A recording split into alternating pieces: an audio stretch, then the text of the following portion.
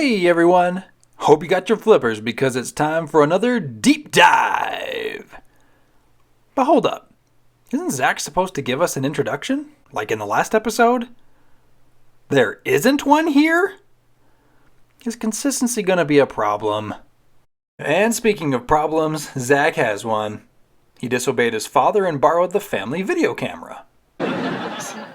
I was on my roof taking pictures of the Zack twins doing aerobics in their backyard. Zack, they live 2 blocks from your house. It's amazing what they've done with zoom lenses. Long story short, the camera fell off the roof, and Zack needs $300 to replace it. As calculated risk would have it, Miss Bliss is teaching her history class about the stock market.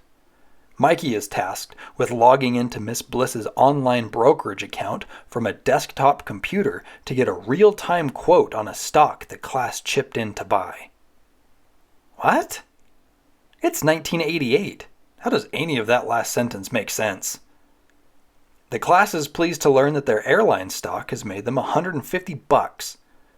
Zack, seeing money signs appear out of thin air, asks where he can learn more about this stock market. In the administrative office, we learn 3 things. 1. Miss Bliss is getting a new convertible car. 2. Milo clues the viewer into the fact that Miss Bliss's current car sucks balls. And 3. Mr. Belding hates the idea of students investing in the stock market. I really don't think they should be making more money than I do. I can't even fault them for that. Fund our schools! Side note, Tina is wearing Nikki's shoes from last episode. It's the next day. Zack and Mikey break into school at 6 a.m. to fiddle with the stock market. And then Zack keeps his hand on Mikey for 36 seconds to coerce him into action like a mob boss. What finally gets Mikey to cave in to Zack's demands? Why, a personal jet, of course. And Mikey's choice is flight attendant?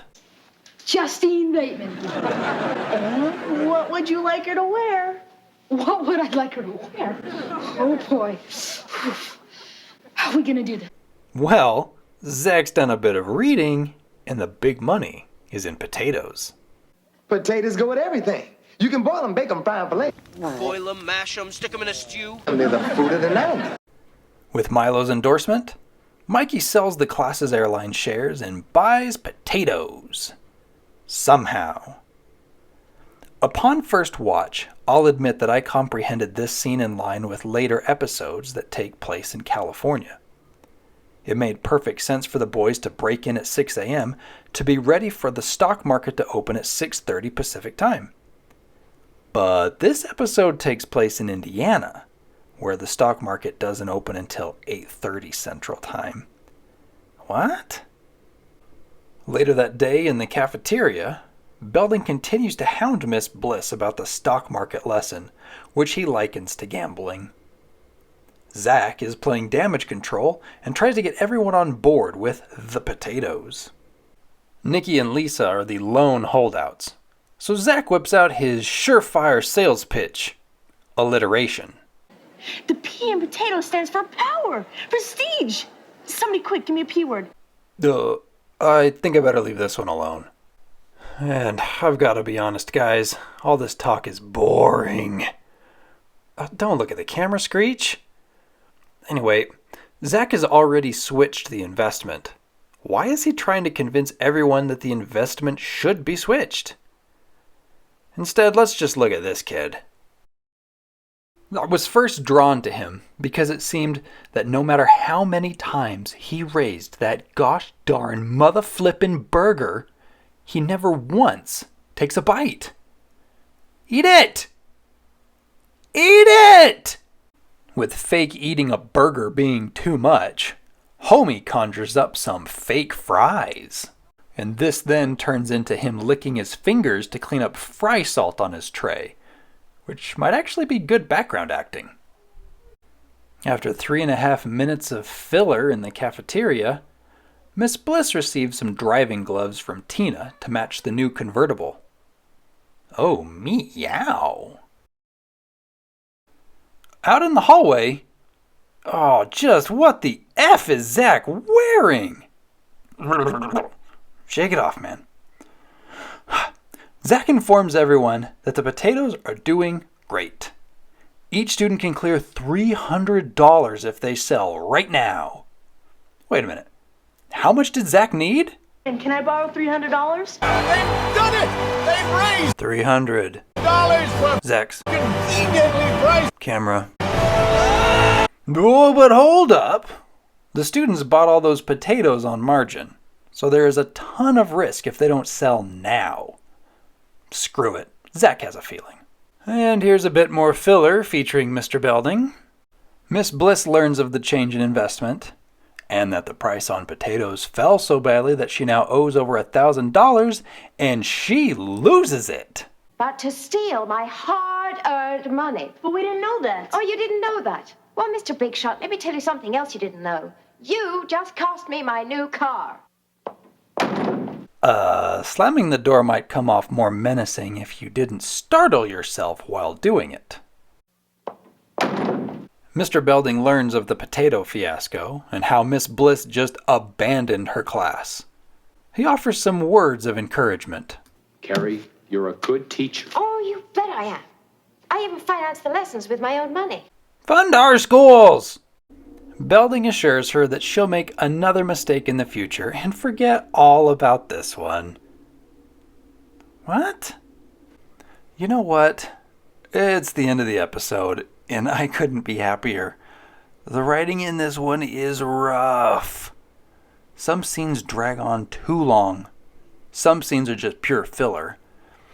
And for some reason, Belding comes off as the only character with any sense. Now, that ain't right. At the end of it all, the episode just ends with Miss Bliss telling the kids to sell the 3,000 pounds of potatoes she somehow now owns. There's no closure. Right?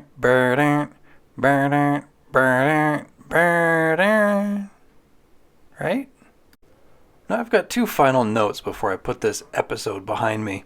First is that they actually used Milo as if he were a featured character and not just background fluff. That said, what we do know about him makes him sound like a paranoid cat lady in an alien invasion movie.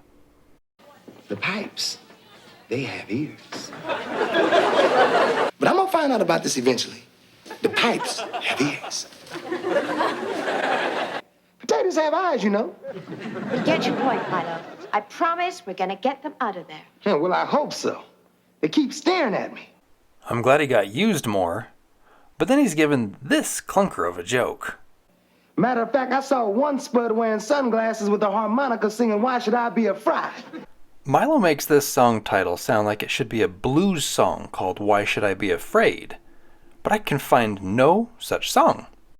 I did, however, find this phrase in an ad where an old man asks if he should be afraid of his body while taking ED medication. My other note is in regards to Mikey. He got way more use this episode, which was in stark contrast to his one line in episode 2. Yo, Miss Bliss! And yo to you too. I figured Mikey could get a spotlight here, as his character didn't make the transition to Saved by the Bell. Unfortunately, this fact has made many view the Mikey character as AC Slater-lite. Mikey Gonzalez is played by Max Battimo. He moved from Argentina to the United States at age 2 and began acting at age 12. Aside from Good Morning Miss Bliss, he had small roles in the movie Veiled Threat, or I guess just Threat, a one-off TV appearance in Beauty and the Beast, as well as a TV movie called Mick and Frankie. With the Saved by the Bell snub, Max became disenfranchised with Hollywood and turned to hockey. He eventually became a minor league hockey referee. ESPN did a nice write-up of him in 2010, which you can easily Google. I also have a link to the article in the description below. This episode was rough to get through, but things get better. So much better. It was either me or the camera. I think you made the wrong choice.